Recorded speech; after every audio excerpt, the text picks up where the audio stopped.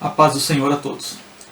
Estamos mais uma vez aqui nessa escola bíblica dominical, nessa manhã de domingo, no dia 23 agora de agosto, com a 8ª lição. Vamos estudar hoje a 8ª lição. Então eu gostaria que vocês ficassem um pouquinho com a gente, uns 35, 40 minutos, estudando um pouquinho dessa lição que tem o tema Confiar no Senhor em todo o tempo. Tá? O tema principal da nossa revista, desse trimestre, é transformando as adversidades em cenários de milagres e vitórias. Então, ele fala, o comentarista fala que lições de como os heróis superaram os desafios em tempos de escassez, guerras e angústias. Então, nós estamos observando aqui, aprendendo sobre como enfrentar as dificuldades. Todas as lições, que vocês têm acompanhado, têm visto, as lições que têm sido ministradas nas manhãs de domingo, e nós temos aprendido sobre esses heróis bíblicos que têm transformado, têm sido vitoriosos, e nos deixou como exemplo para nós, transformar as adversidades em cenários de milagres e vitórias. E a lição de hoje é confiar no Senhor em todo o tempo. Temos que confiar no Senhor em todo o tempo. Então, para iniciar, vamos ler o textuário, a verdade aplicada, e o nosso texto de referência. Depois nós vamos fazer os comentários, tendo como base os comentários também aqui apresentados na nossa revista. Amém? Vamos lá então. Textuário. Deus é o nosso refúgio e fortaleza, socorro bem presente na angústia. A verdade aplicada. A maior coragem se revela na crise, quando colocamos a nossa fé focada em Deus. O texto de referência nosso está em Isaías, no capítulo 37, versículos 33, 34, 35, 36 e 37. Tá? Quem não tiver a revista pode acompanhar na sua Bíblia. Tá? Isaías 37, a partir do versículo 33. Diz assim a palavra do Senhor. Pelo que assim diz o Senhor acerca do rei da Síria: não entrará nessa cidade, nem lançará nela flecha alguma, tampouco virá perante ela com escudo, ou levantará contra ela tranqueira. Pelo caminho por onde vier, por esse voltará, mas dessa cidade não entrará, diz o Senhor, porque eu ampararei essa cidade para o livrar, por amor de mim e por amor do meu servo Davi. Então saiu o anjo do Senhor e feriu no arraial dos assírios a 185.000. E quando se levantaram pela manhã cedo, eis que tudo eram corpos mortos. Assim, Senaqueribe, rei da Síria, se retirou e se foi, e voltou e ficou em Nínive. Então nós estamos vendo aqui esse texto de referência falando de uma experiência que o rei Ezequias teve quando o rei da Síria desafiou a Deus. E ele confiou em Deus e Deus deu vitória total sobre os assírios. O anjo do Senhor feriu ele, como fala no versículo 36, matou todos os soldados do rei da Síria que tinha desafiado a Ezequias, que era o rei de Judá. Então, nós aprendemos aqui que a confiança no Senhor ela tem que ser irrestrita. O tema fala confiar no Senhor em todo o tempo. Então nós temos que confiar no Senhor. Por mais difícil que seja a vida, por mais difícil que alguns momentos nós estamos passando, e a gente passa por dificuldades, a própria palavra vai nos ensinar isso. Vai mostrar para nós que nesse mundo tereis aflições. E nós temos aflições. E mesmo sabendo das aflições, eu tenho que confiar no Senhor, porque a minha vitória está nas mãos de Deus. E quando eu confio, mesmo que eu não consiga ver, às vezes, uma luz no fim do túnel, como se diz, ou a vitória chegando, mas eu tenho certeza absoluta que Deus, estando no controle da nossa vida, a nossa vida sempre será bênção, nós sempre seremos abençoados e guardados por Deus. Tá? Vamos entrar aqui nos comentários da revista, para a gente poder falar um pouquinho sobre esse texto também e sobre o tema principal da nossa revista. Tá? A introdução diz assim: Ezequias foi um notável rei de Judá, pois priorizou fazer o que era reto diante do Senhor, restaurar o serviço no templo de acordo com a palavra do Senhor, a palavra de Deus. Se esforçou para levar o povo a se converter ao Senhor e confiou em Deus mesmo diante de perigos e ameaças. Naquela época, o reino já estava dividido, nós falamos em algumas lições anteriores, o reino do norte, o reino do sul, Então, No Reino do Norte nós aprendemos que todos os reis fizeram o que era contrário à vontade de Deus.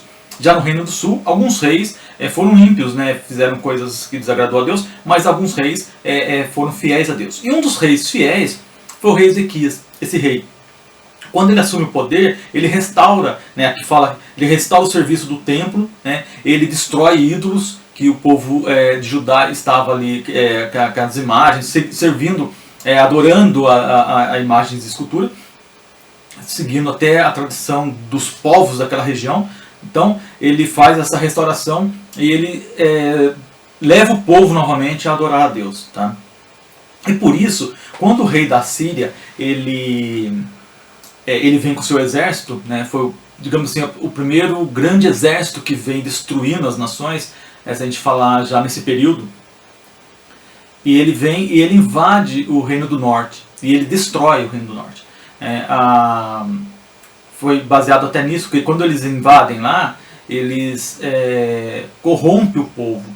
Né? Os soldados ficaram na região e estupraram as mulheres, tudo. Então as crianças que nasceram, mesmo sendo da descendência judia, eles estavam contaminados pelos assírios.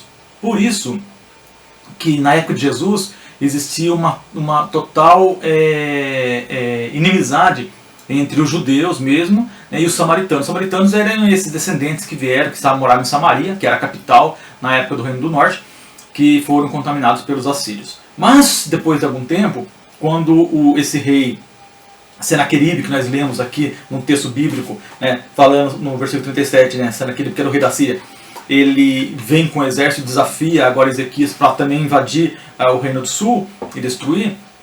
Deus dá uma vitória total para Ezequias. A fidelidade dele, o que ele fez para que o templo fosse restaurado, para a adoração ter sido restaurada. Então tudo isso fez com que Deus tivesse misericórdia do povo. E aí a Bíblia fala que o anjo do Senhor desce até onde estavam acampados os soldados assírios e mata 185 mil, né? Fala que nós lemos aqui no versículo 36, né? Então saiu o anjo do Senhor e feriu no arraial dos assírios a 185 mil, e quando se levantaram pela manhã cedo, eis que tudo eram corpos mortos. Então houve essa grande destruição. E o texto áureo que nós lemos está no Salmo 46, verso 1. Eu estou com ele aqui aberto, eu gosto muito desse salmo. Segundo os teólogos, eles remetem a que o escritor desse salmo foi o rei Ezequias. E ele escreveu, né, segundo eles dizem, e aí tem uma base para dizer isso, após essa grande vitória que Deus deu a ele. Esse salmo é maravilhoso, e eu gostaria de ler não só o verso 1 que nós lemos, como textuário, mas todos os 11 versos que compõem esse salmo. Né? Acompanhe comigo, depois a gente vai entrar melhor, assim, mais com profundidade, nos comentários aqui, que o comentarista nos disponibilizou aqui na revista. Amém? Então, Salmo 46, verso 1, diz assim, ó: Deus é o nosso refúgio e fortaleza, socorro bem presente na angústia. Pelo que não temeremos, ainda que a terra se mude, e ainda que os montes se transportem para o meio dos mares, ainda que as águas rujam e se perturbem, ainda que os montes se abalam pela sua braveza. Há um rio, cujas correntes alegram a cidade de Deus, o santuário das moradas do Altíssimo. Deus está no meio dela, não será abalada. Deus ajudará ao romper da manhã. As nações se embraveceram, os reinos se moveram, ele levantou a sua voz e a terra se derreteu. O Senhor dos Exércitos está conosco. O tema da lição falando confiar no Senhor em todo o tempo. Então ele fala aqui no verso 7, o Senhor dos Exércitos está conosco, o Deus de Jacó é o nosso refúgio. Vinde, contemplai as obras do Senhor, que desolações tem feito na terra.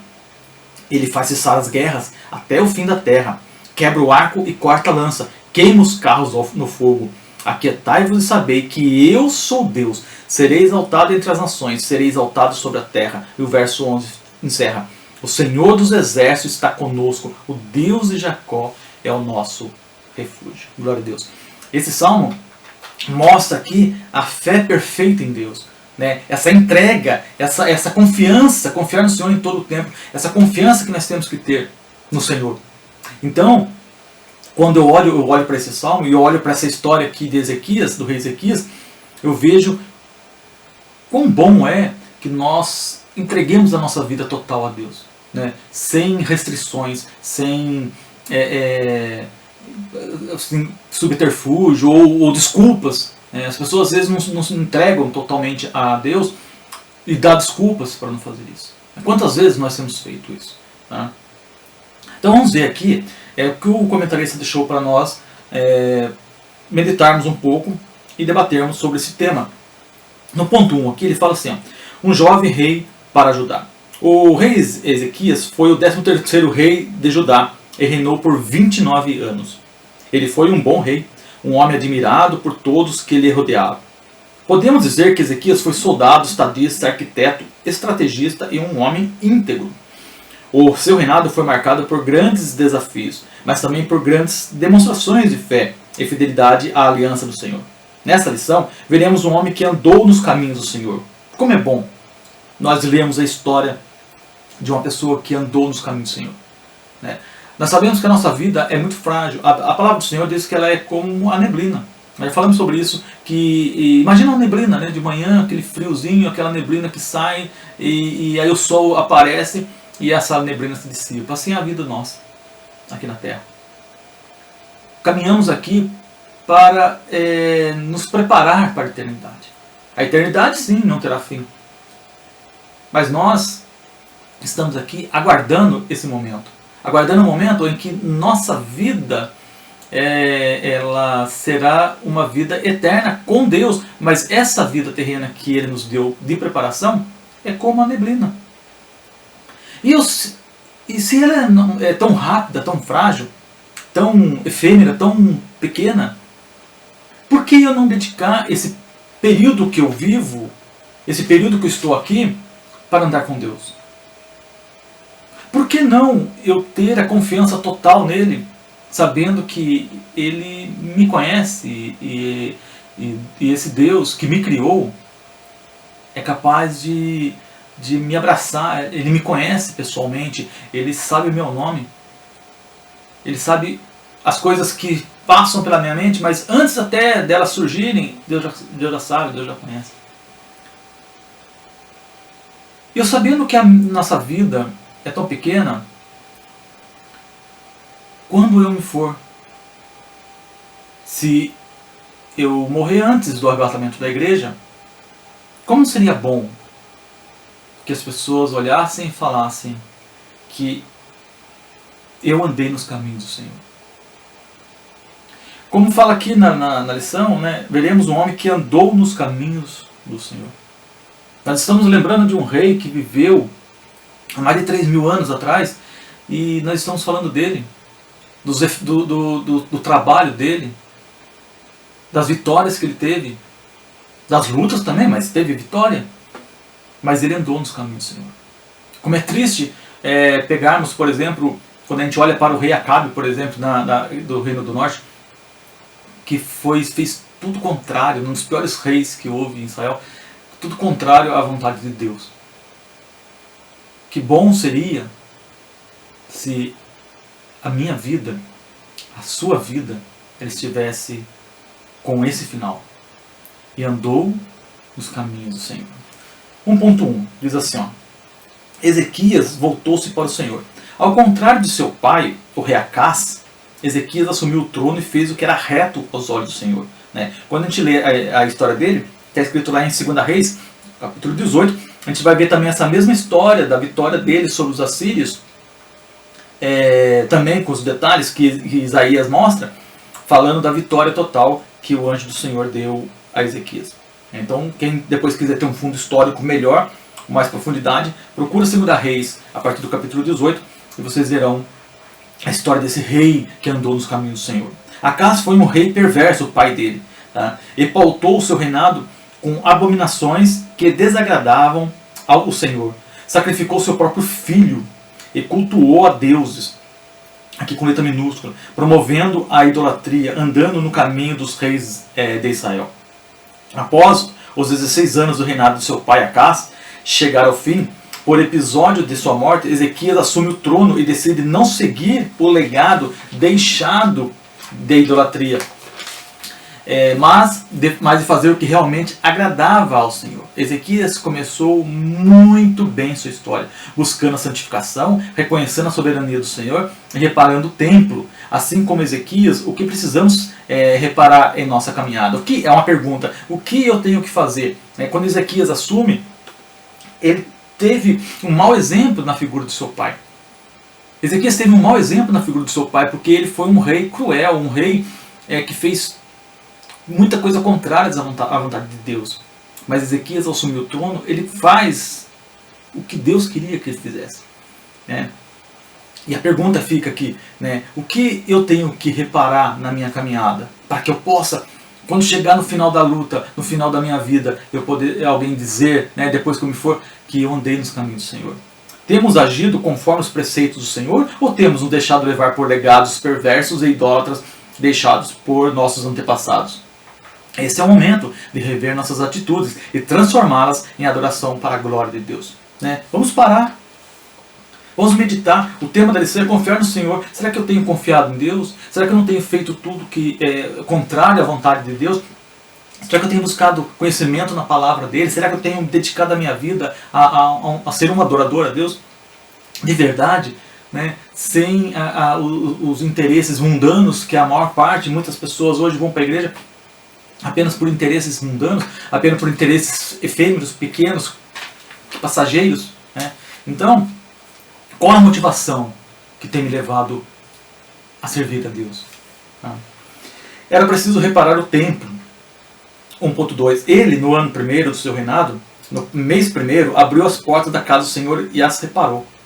E trouxe os sacerdotes e os levitas e os juntou na praça oriental. Ele lhes disse: ouvi-me, ó levitas, santificai-vos agora e santificai a casa do Senhor, Deus de vossos pais, e tirai o santuário da imundície. 2 Crônicas 29 também vai falar sobre a história de Ezequias. Que a atitude louvável de Ezequias há de reparar a casa do Senhor, purificando-a. Purificando. De acordo com James Sonda, aqui na revista do professor, diz assim: logo depois de subir ao trono, ele reabriu e reparou a casa do Senhor, reorganizou o sacerdócio e os serviços dos levitas. Chamou seus súditos de volta à adoração a Deus, ao Deus verdadeiro, guiando-os através do seu próprio exemplo ilustre. Ezequias destruiu ídolos, santuários e altares falsos em todo o reino. Reuniu o povo numa grande observância nacional da Páscoa, sobre a qual está escrito: porque desde os dias de Salomão, filho de Davi, rei de Israel, não houve coisa semelhante em Jerusalém. 2 Crônicas, capítulo 30 e versículo 26. Então Ezequias ele começou a destruir o que estava afastando o povo de Deus. Os santuários, como fala aqui, os ídolos de adoração que foram criados pelo seu pai e pelos outros reis. Então ele vem agora com essa atitude. E por 29 anos ele é um rei, um rei que Deus aumentou seu tempo de vida quando ele estava para morrer. Um rei que mostrou a diferença entre o que serve e o que não serve a Deus. Que grande exemplo para nós. Que grande exemplo para que nós possamos ter ele como exemplo de restauração. Restauração do culto, restauração de estar com Deus, de servir a Deus verdadeiramente. 1.3. Um conserto divino em meio à crise. A crise estava estabelecida sobre Judá, porque a casa, o seu pai, que não guardou os mandamentos divinos. Diante disso, Ezequias, além de reparar o templo, convocou os sacerdotes para fazerem um concerto com o Senhor, a fim de sanar a crise avassaladora da ira de Deus. Então ele fez um concerto divino em meio à crise. Mesmo na crise, o povo estava na crise. Eu imagino que se, isso aqui divagando um pouco, que se o rei Senaqueribe, da Síria, tivesse vindo com seu exército na época em que Acaz era rei em Judá, qual teria sido o destino, quem sabe, do povo ali de Judá? Será que o anjo do Senhor viria para dar a vitória a Acaz? Mais uma vez, perguntando e analisando. Que grande vitória o povo de Judá teve. Porque quando a Síria veio para invadir, não era um rei ímpio que estava no poder, mas um rei temente a Deus. E o anjo do Senhor batalhou por ele. E batalhou pelo povo, porque o povo também saiu vitorioso, porque nem precisou ir para a batalha. Porque o anjo foi lá e matou 185 mil soldados assírios que estavam se preparando para invadir a Judá. O ponto 2 fala assim, olha, reavivados em meio ao caos. Durante o tempo do reinado de Ezequias, grande parte do reino do norte, Israel, devido à idolatria, foi levado cativo pelos assírios, né? Eu já tinha falado isso no início. Tempos de incertezas, insegurança e opressão espiritual habitavam no meio do povo. Isso nós vamos ver em 2 Crônicas 29, né, versículos 6 a 9. Então, existia um medo, porque os assírios, segundo a história, eles eram extremamente cruéis. Extremamente cruéis. E a crueldade dos assírios, segundo consta, eles pegavam os seus inimigos, os soldados, o que eles capturavam, e torturavam, empalavam as pessoas vivas. O que é empalar? É pegar um tronco, uma madeira com uma ponta, né, como se fosse uma flecha, mas é uma madeira grande, e colocava a pessoa, assim, a pessoa era colocada viva ali, né, aquela madeira atravessava a pessoa, né, empalava a pessoa viva. E fora outras torturas que os assírios faziam, eles eram um povo muito cruel, um povo extremamente cruel. E era inimigo de Israel. Então, e eles vinham com seus exércitos destruindo tudo, já tinham conquistado o reino do norte. Como será que não estava o coração, assim, as pessoas que estavam no reino do sul ali, do povo judeu? Quem sabe esperando a morte, né? Porque eles vinham para isso. Mas Deus batalhou por eles. Glória a Deus. Então, o 2.1 aqui vai falar Ezequias e suas atitudes assertivas. Diante de tal cenário, a Bíblia ressalta atitudes assertivas que Ezequias teve em duas vertentes: reformas políticas e morais, conforme o livro de 2 Reis, e purificação do templo e o restabelecimento dos cultos, incluindo a Páscoa, conforme descreve o livro de 2 Crônicas. De tal maneira, confiou no Senhor e buscou se aproximar de Deus e guardar seus mandamentos, que passou a ser uma referência positiva na história do reino de Judá. Por causa da humildade de Ezequias diante do Senhor, honrando o Altíssimo diante do povo, ensinando-os a fazerem o que agradava ao Senhor. Jerusalém foi poupada das mãos dos assírios. Deus ouviu o clamor de Ezequias e se agradou do seu posicionamento. Então, as atitudes dele fez com que Deus batalhasse por ele, né? Então não foi só de falar. Por isso que nós, como cristãos, temos que ter uma vida em que as pessoas olhem para nós e vejam Deus, vejam o trabalhar de Deus em nossas vidas. Seja capaz de ver e ouvir e ver através dos nossos atos que eu sou um servo de Deus. Foi isso que Ezequias fez. Ele mostrou isso em ações.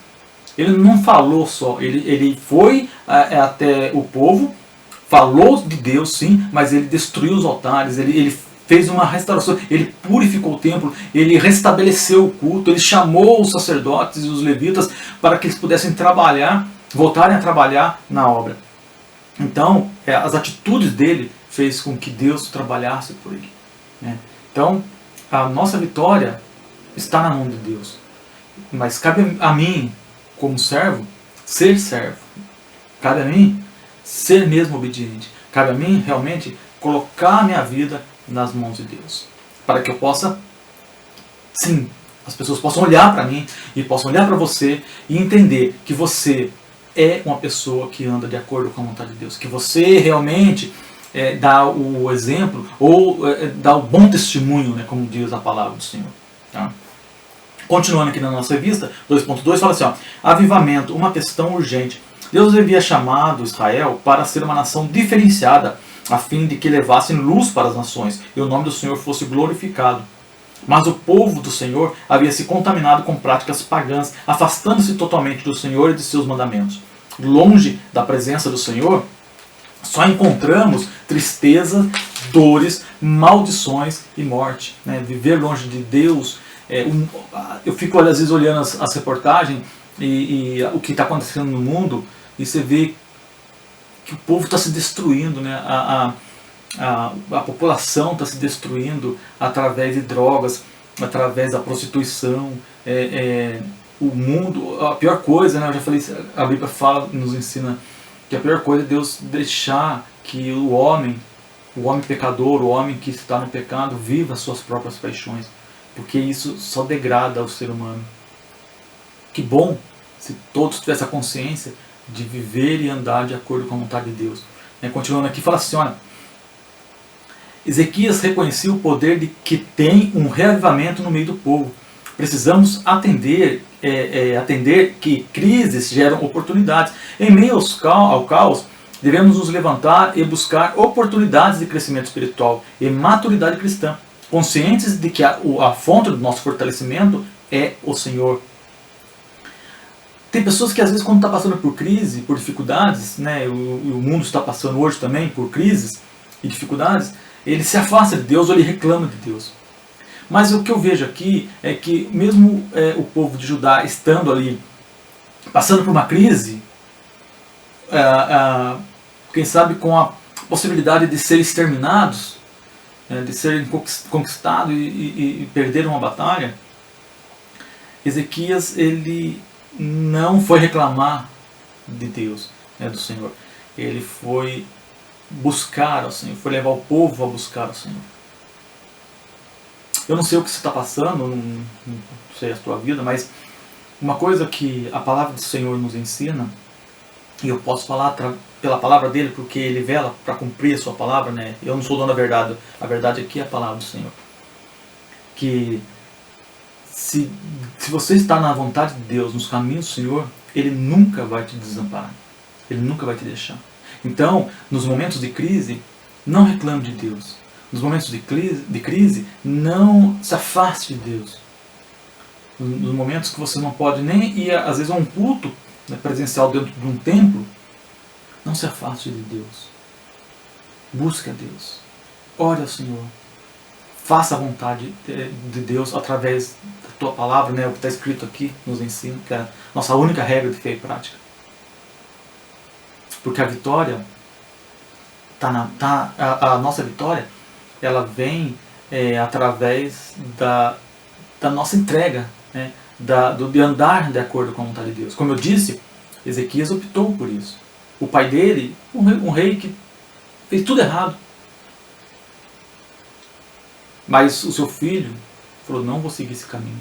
E não seguiu e saiu vitorioso. 2.3. Pilares para o avivamento. Ezequias reconheceu a urgência da necessidade que o povo se encontrava e buscou o reavivamento para ajudar. Para haver um avivamento, é necessário estar pautado em 4 pilares. Ele vai citar aqui, primeiro, arrependimento. Em meio à crise da vida, precisamos reconhecer os nossos erros diante do Senhor e confessá-los a fim de que tenhamos seu perdão e misericórdia. Ponto 2. Querer a presença de Deus. Em meio à crise, precisamos unicamente nos achegar a Deus, pois dele vem a salvação, a paz e o renovo, a segurança e a restauração. 3, o terceiro pilar. Buscar a comunhão divina. A comunhão com o nosso Criador é vital para todo cristão, tanto em dias bons quanto em dias maus. Devemos sempre buscar intimidade com o Senhor através da oração e da leitura da palavra de Deus. E quarto pilar, oração. Em tempos de adversidade, buscar a face do Senhor é preciso. Jesus nos ensinou que a todo tempo devemos estar conectados com o Pai em oração, pois Ele é a fonte de fortalecimento e reavivamento. 4 pilares: arrependimento, querer a presença de Deus, buscar a comunhão divina e oração. Vamos fazer isso. A crise vem, a dificuldade vem, mas se você estiver no caminho do Senhor, pode ter certeza absoluta que Ele não vai te desamparar. E o ponto 3 da lição vai falar um socorro bem presente, é o salmo que nós lemos, socorro bem presente na angústia. Quando tudo parecia estar bem, Senaqueribe, rei da Síria, invade Judá com seu impetuoso exército, acampando-se contra as cidades fortes, pois intentava separá-las para si. Mas Deus é socorro bem presente para o seu povo. 3.1. Afrontas, uma arma diabólica. Diante da invasão, Ezequias fortificou os muros, garantiu o abastecimento de água da cidade e motivou o povo para que não temesse a Senaqueribe. pois Deus estaria com eles naquela batalha. O rei assírio enviou seus servos a Jerusalém com mensagem de afrontas ao rei Ezequias e ao povo de Judá, intimidando-os. E ainda em sua insanidade, Senaqueribe blasfemou contra o Senhor. Em 2 Crônicas, capítulo 32, versículo 11 a 15. Então, nós vemos que ele desafiou e ele ainda blasfemou contra o Senhor. Mas contra Deus, ele não era nada. E Deus vai mostrar isso através do seu poder. E o 3.2 fala, apresentando as cartas ao Senhor. Ao receber o ultimato do rei da Síria, Ezequias recorreu ao auxílio do Senhor, orando e clamando por sua intervenção. O rei de Judá entendeu as estratégias do maligno e não cedeu às afrontas do oponente. Ezequias foi à casa do Senhor e apresentou ao Deus de Israel em oração as mensagens de afrontas e ameaças de Senaqueribe. Ele humilhou-se perante o Senhor, Isaías 37, versículo 1, clamando a Deus por socorro. Senaqueribe utilizou afrontas como armas para desestabilizar o povo de Judá. Mas Ezequias não caiu na cilada e buscou auxílio do Deus Todo-Poderoso. O pastor Marcos Henrique, ele fala assim, Ezequias, rei de Judá, sofreu nos seus dias um violento ataque da Síria. O inimigo vinha com aspecto arrasador, fazendo ameaças ao povo de Deus e desfazendo o poder do Deus de Israel. Entretanto, Ezequias foi buscar o socorro no Senhor. É onde nós devemos buscar. Está difícil a sua vida? Está difícil o que você está passando, vivendo? Busque socorro no Senhor. É no Senhor que nós saímos vitoriosos. É no Senhor que nós vencemos. É no Senhor que a minha vida tem que estar pautada. É no Senhor que eu tenho que viver e me entregar totalmente na vontade de Deus. E o 3.3 vai falar que da humilhação à exaltação. Diante das afrontas do maligno, precisamos ter a postura de Ezequias, clamar pelo socorro divino. Não ceder às afrontas, pois, como cristãos, devemos cultivar o fruto do Espírito, Gálatas capítulo 5, versículo 22 em diante. Não tomar partido para a vingança, mas aguardar a justiça que virá do Senhor. O Senhor ouviu o clamor de Ezequias e o exaltou. Em uma única noite, o anjo do Senhor entrou no acampamento assírio e matou 185.000 soldados inimigos. Então Senaqueribe, rei da Síria, se retirou envergonhado pelo mesmo caminho que veio. Nós vemos então aqui a vitória total. O povo de Deus, o povo de Judá, eles saíram vitoriosos e ninguém morreu, não precisou ninguém nem ir para a batalha. Nem ir para a batalha precisou eles irem, pegarem armas para lutar contra os seus inimigos. Não. A oração de Ezequias, a atitude de Ezequias, que era o rei, fez com que um anjo, o anjo do Senhor, ele entrasse ali no acampamento assírio e matasse 185.000 soldados inimigos. Então, foi Deus que batalhou. Quantas vezes a luta que você está passando, ou a dificuldade que você está passando, ou o tormento que tem te